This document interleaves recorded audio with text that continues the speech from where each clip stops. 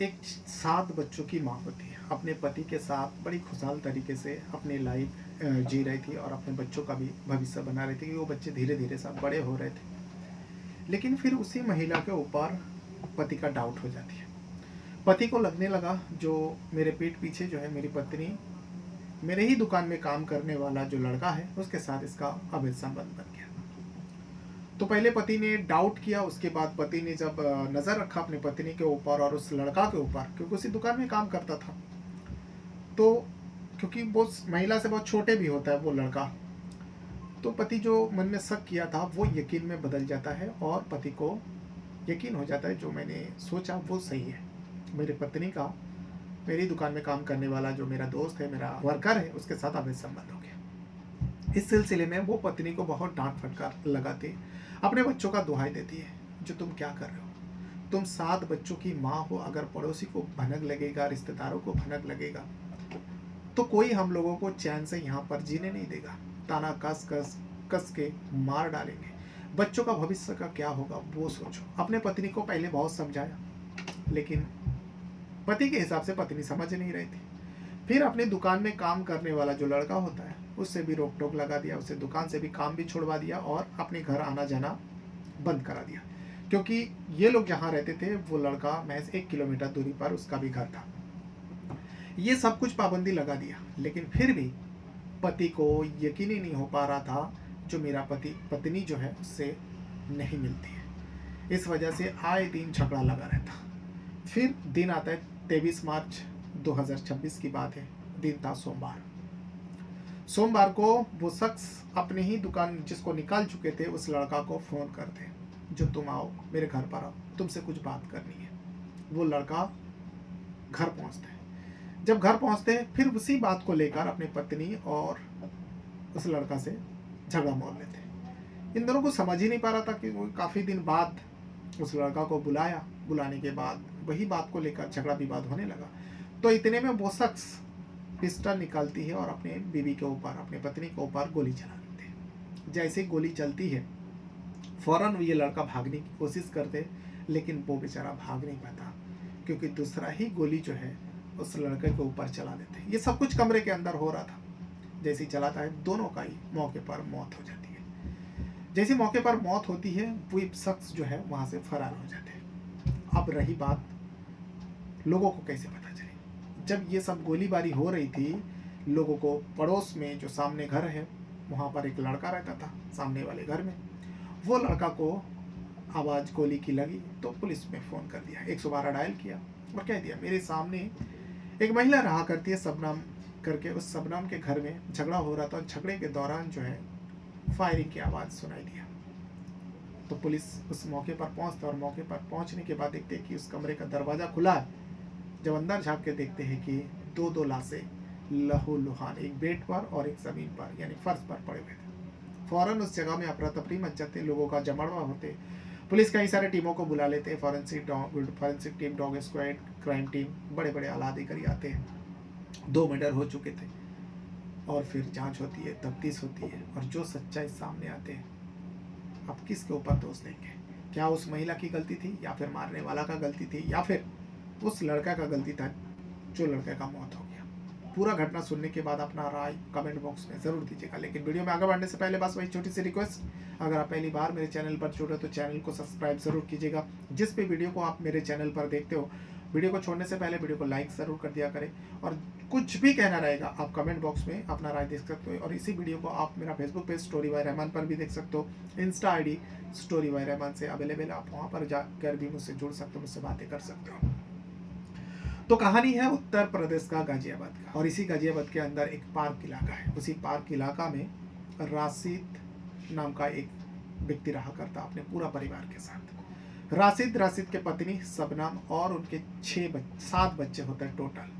सारे बच्चे छोटे छोटे थे, इतना भी छोटे नहीं थे। अब 7 बच्चे हैं और राशिद जो है लकड़ी का काम करता था, उसका एक दुकान था फर्नीचर का। उस दुकान में काम करने वाला एक लड़का भी था जिसका नाम फ़हीम होता है। फ़हीम कई सालों से उस राशिद के साथ उसका दुकान में काम करता था। ये सारे जो है जो दुकान थी वो लोनी इलाका में, लोनी करके एक जगह है, उसी लोनी के जो अल फला मस्जिद है वहाँ पर उसका दुकान था। घर थोड़ी दूर में था राशिद का।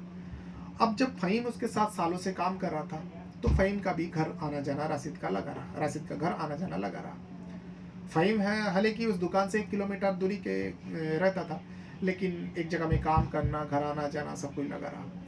लेकिन फिर राशिद को ऐसा लगने लगा, जो फ़हीम जो है, फ़हीम का मेरा घर आना जाना ठीक नहीं है, क्योंकि मेरी पत्नी जो है फ़हीम के कुछ ज़्यादा ही टच में रहती है। जब भी राशिद घर पर जाते तो देखता है कि उसके पत्नी शबनम जो है फ़ोन पर बातें करते। पहला पहला तो डाउट नहीं किया, लेकिन जब भी वो आते फ़ोन कट कर देता। फिर बाद में फ़हीम ने, बल्कि राशिद ने अपने बीवी का मोबाइल लेकर नंबर चेक किया, तो पता चला वो बातें जो है फ़हीम से किया करते हैं। पहली बार दो एक बार पूछा तो शबनम ने बहाना बना दिया, नहीं उसका फ़ोन आया था, वैसे ही बात कर लिया। जो बच्चे लोग कैसे हैं, बच्चों का वो बहुत फिक्र करते हैं, बच्चों से प्यार करते हैं। जब भी फ़हीम घर से राशिद के घर जाते, बच्चों के लिए कुछ ना कुछ लेकर जाते, छोटे छोटे बच्चे हैं, तो ये सब बात कर टाल दिया करते। लेकिन राशिद को भनक लग गई, राशिद को थोड़ा शक हो गया अपनी पत्नी के ऊपर, तो वो खुलकर विरोध करने लगे और क्या समझाने लगे, जो देखो अगर कुछ और बात है तो सुधर जाओ, हमारे 7 बच्चे हैं, सोचो अगर पड़ोसी को भनक लगा, परिवार को पता चला, रिश्तेदारों को पता चला, तो क्या होगा हम लोगों का। किसी को मुंह दिखाने के लायक नहीं रहेंगे, और बच्चों को तो ताना कस कस कर पड़ोसी मार डालेंगे। जरा अपना ख्याल रखो और अपने बच्चों के बारे में सोचो। पत्नी को समझाया, लेकिन पत्नी नहीं समझी थी। राशिद जो है अब पत्नी के ऊपर हाथ उठाने लगे, इसी मैटर को लेकर झगड़ा करने लगे और फ़हीम को रोक लगा देते घर आने के लिए। फिर कुछ दिन ऐसा भी होता है और राशिद अपने जो दुकान में काम करने वाला फ़हीम होता है उसको काम से निकाल देते हैं इसी मैटर को लेकर। और फ़हीम को भी पता चल गया जो उसे काम से निकालने का वजह क्या था। फ़हीम को निकाल देता है और कोई मुलाकात नहीं होता, कई महीना बीत जाते हैं। लेकिन फिर राशिद को अपने बीवी के ऊपर डाउट हो जाता है, जो नहीं, मेरे पीठ पीछे शबनम मेरी बीवी जो है उस फ़हीम से मिलते हैं। फिर से झगड़ा शुरू, फिर से विवाद शुरू। जब झगड़ा विवाद होता, राशिद को कुछ समझ नहीं आया, लेकिन फिर राशिद मनी मन में एक प्लान, खौफनाक प्लान सोच लेते हैं। और उस प्लान के तहत राशिद 23 मार्च 2026 सोमवार का दिन था, वो अपनी दुकान में काम करने वाला, जिसको वो दुकान से निकाल चुका था, जिसके अफेयर उसके पत्नी के साथ था, फ़हीम को फ़ोन करते और फ़ोन कर कर अपने घर बुलाते। फ़हीम भी समझ नहीं पा रहा था जो मुझे क्यों बुलाया, जो आओ कुछ काम है। फ़हीम को लगा शायद मुझे फिर से काम पर रख लेगा। वो अपने भाई फैज़ल को बताकर घर से निकालते, जो मैं राशिद के घर जा रहा हूँ, राशिद बुलाया। हालांकि फैज़ल ने मना किया था, जो उनके वहाँ काम मत करो, फिर कोई बदनामी दे देगी। तो फ़हीम ने कहा नहीं, पहले मिल तो लो, आखिर बात क्या है जान तो लो, क्यों बुला रहा है मुझे, ये कहकर वो घर से निकला था। लेकिन फिर बाद में फैज़ल को पता चला, जो फ़हीम को गोली मार दिया गया। फ़हीम ने पुलिस को तहरीर दिया। अब फ़हीम जब घर पर पहुंचता है तो राशिद उस वक्त अपनी पत्नी से बहुत ज़्यादा झगड़ा कर रहा था, और पास में ही एक छोटा लड़का भी था। अब बात आती है, उनका 7 बच्चे थे, तो घर पर गोलीबारी हुई, बाकी 6 बच्चे कहाँ थे। दरअसल राशिद कुछ समय पहले जो है एक घर बनाया था। ये घर नया घर था, और पुराना घर में बाकी 6 बच्चे थे, बाकी परिवार के लोग थे।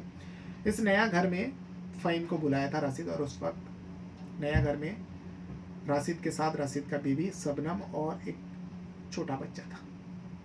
उस घर में जब फ़हीम पहुंचने के बाद देखते कि दोनों मियाँ बीवी झगड़ कर रहा था, और उसी बीच फ़हीम पहुंचता है। राशिद बहुत गुस्से में था, गुस्से में आकर कह दिया, देख तेरा आशिक आ गया, आज तुम दोनों को बख्शूंगा नहीं। फ़हीम को कुछ समझ आते, इतने में राशिद पिस्टल निकलते और अपने बीवी के ऊपर सबसे पहले फायर कर देते हैं। जैसे ही फायर होता है, फ़हीम डर के बारे में भागने की कोशिश करता, लेकिन दूसरे ही पल राशिद दूसरी गोली चलाती है, और वो गोली फ़हीम के ऊपर चलाती है। फ़हीम पे वहीं पे गिर जाते हैं, फर्श पर गिरते हैं, और उसके मौके पर मौत हो जाती है। और वही शबनम का भी मौके पर मौत हो गई थी।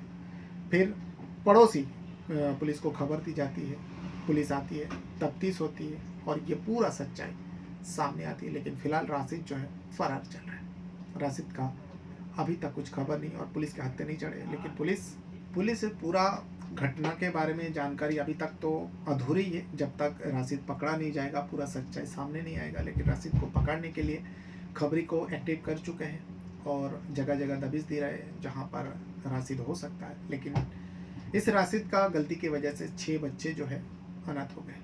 अब राशिद जैसे ही पकड़ा जाएगा वो उसको जेल भेज दिया जाएगा, अगर नहीं भी पकड़ा जाएगा वो अपने बच्चों से दूर रहेगा, छुप छुपा कर उसको ज़िंदगी काटना पड़ेगा। लेकिन कब तक पुलिस का हाथ पे चढ़ ही जाएगा। और वो 6 बच्चे का क्या होगा वो राशिद ने नहीं सोचा, 6 नहीं बल्कि 7 बच्चों का क्या होगा वो राशिद ने नहीं सोचा, क्योंकि वो डबल मर्डर के धारा में अंदर जाएगा, आसानी से वो बाहर नहीं आ पाएगा। ये वो पूरा कहानी है, पूरा घटना है जो उत्तर प्रदेश का गाजियाबाद पार्क इलाका में ये घटना हुई थी। बहरहाल अपने साथ साथ अपना परिवार का भी बहुत ज़्यादा ख्याल रखिएगा। और इस घटना के बारे में, कहानी तो कहना गलत होगा क्योंकि आप लोगों को पता ही है, मैं जो भी बताता हूँ ये रियल सच्ची घटना रहती है। और इस घटना के बारे में आपका जो भी राय है कमेंट बॉक्स में अपना राय ज़रूर दीजिएगा। बहुत बहुत धन्यवाद करता हूँ। Thank you very much.